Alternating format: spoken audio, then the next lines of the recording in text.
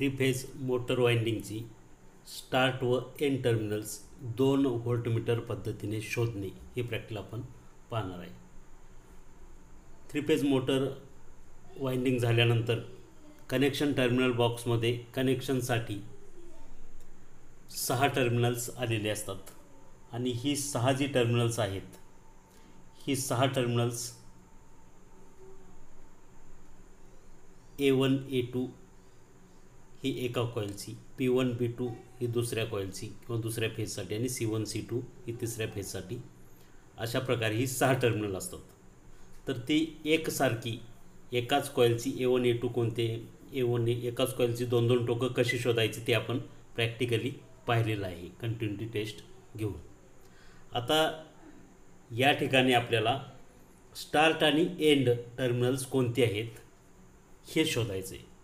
Motor rewinding करत असताना बऱ्याच वेळा वाइंडिंग झाल्यानंतर कनेक्शन टर्मिनल बॉक्समध्ये कनेक्शनसाठी टोकं काढताना वाइंडर त्याला मार्किंग करतात विशिष्ट, परंतु असं मार्किंग केलेलं नसेल किंवा कनेक्शन टर्मिनल बॉक्समध्ये ही टोकं कोणती कुठं जोडायची हे समजत नसेल तर अशा वेळी अगोदर आपल्याला स्टार्ट आणि एंड कॉइलची स्टार्ट आणि एंड टोकं कोणते आहेत ते शोधणं गरजेचं आहे. तर यासाठी आपण या ठिकाणी 2 व्होल्टमीटर पद्धतीचा वापर करून ही टोकं या ठिकाणी शोधणार आहे.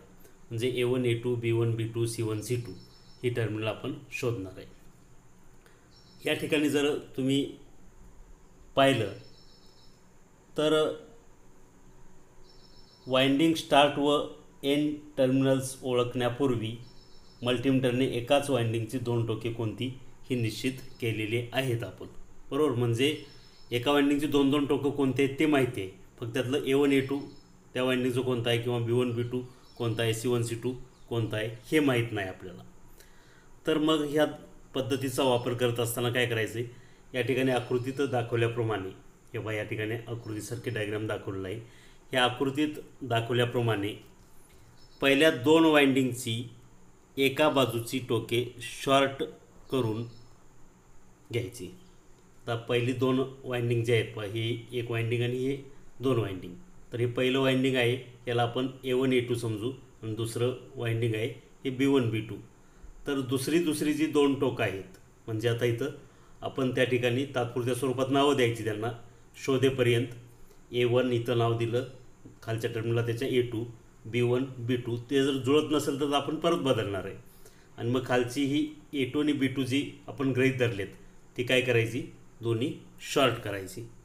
आणि मग राहिलेली जी 2 टोकं आहेत तिसऱ्या वाइंडिंगची तर त्याच्यामध्ये 20 व्होल्ट ACचं काय करायचं, व्होल्टमीटर जोडायचं आणि या ठिकाणी सप्लाय जो 270 व्होल्टचा डिमरस्टॅटच्या साहाय्याने सप्लाय द्यायचं.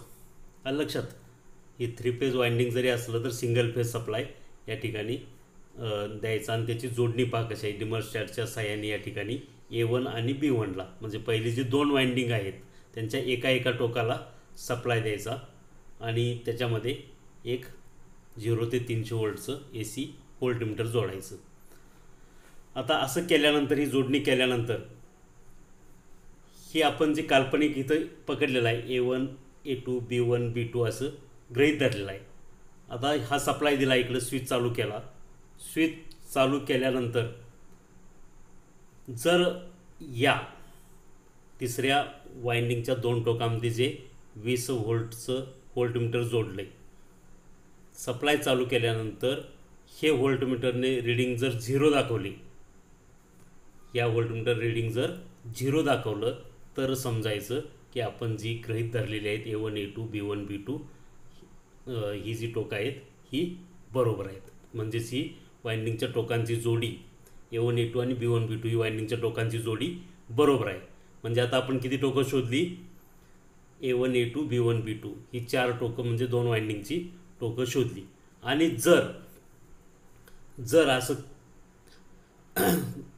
केलं आणि जर टोकं उलटं झाली असतील, समजा आपण या ठिकाणी B2 पकडलेला आहे, परंतु त्या ठिकाणी जर B1 असेल, आलं लक्षात, म्हणजे अशी जोडणी असेल, आपण B2 गृहीत धरलं होतं, पण ते B1 असेल, म्हणजे A2 आणि B1 जर जोडलं गेलेलं असेल आणि या ठिकाणी सप्लाय आपण दिला आणि तर त्यावेळी जर रीडिंग दाखवलं, हे बघा या ठिकाणी जे तीच आकृती इकडं आपण दिली, फक्त या ठिकाणी A2 B1 अशी जोडणी झाली असं गृहीत पकडा आणि जर रीडिंग दाखवलं गेलं तर ही जोडी उलटी आहे असं समजायचं आणि मग या ठिकाणी अशा पद्धतीने B1 B2 मध्ये बदल करून घ्यायचा. वाइंडिंगच्या टोकांची जोडी उलट झाली असल्यास मीटर काही व्होल्ट रीडिंग दाखवेल. अशा वेळी B1 B2 ही जोडी झाली टोके सरळ जोडून घ्यावीत, म्हणजे अशा पद्धतीनं जोडून घ्यायची. आलं लक्षात. म्हणजे A2 ला B2 जोडलं गेलेलं असेल आणि A1 B1 ला सप्लाय दिल्यानंतर जर रीडिंग झिरोच दाखवलं पाहिजे असं असेल तरच ती टोकं बरोबर आहेत.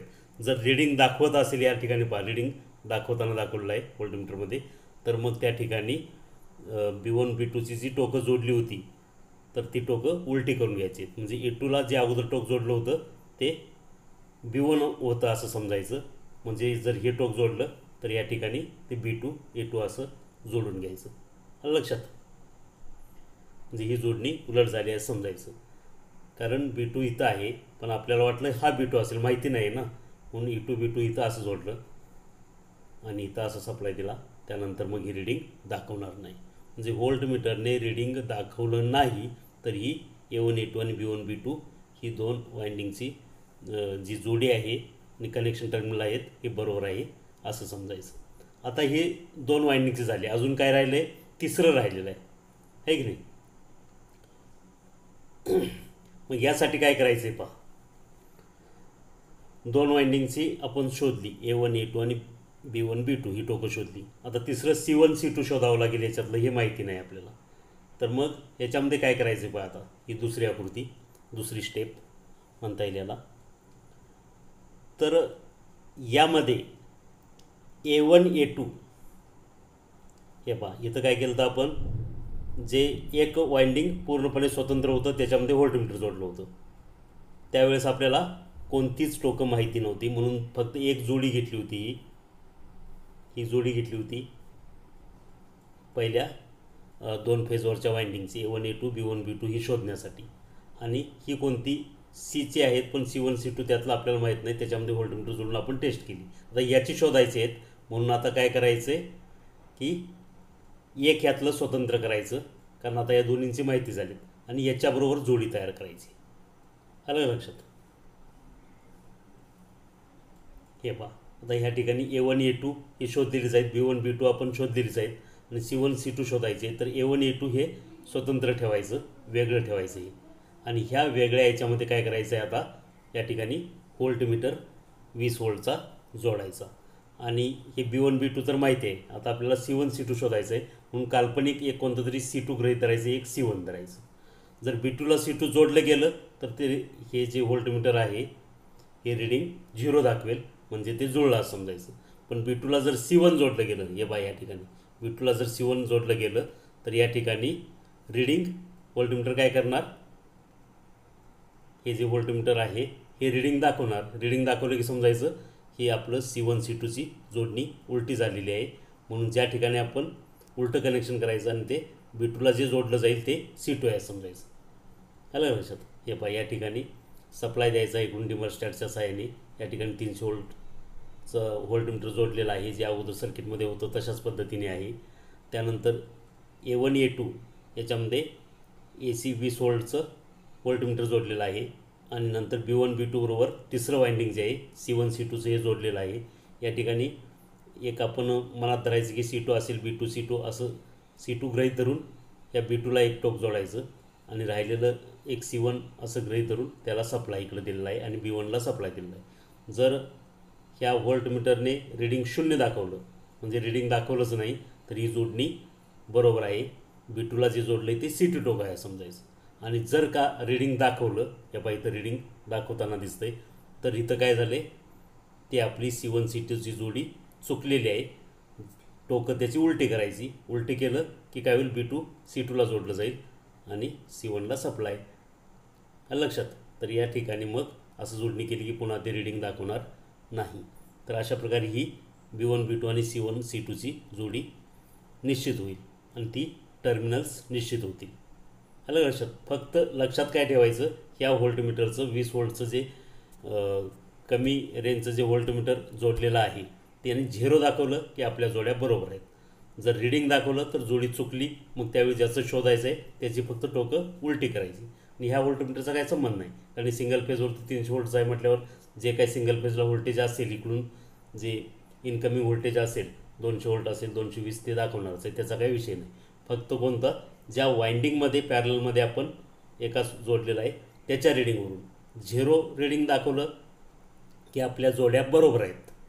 आणि एका वेळी एक जोडी घ्यायची म्हणजे 2 वाइंडिंग घ्यायची आणि एक वेगळं जे आहे त्याच्यामध्ये मीटर जोडायचं व्होल्टमीटर.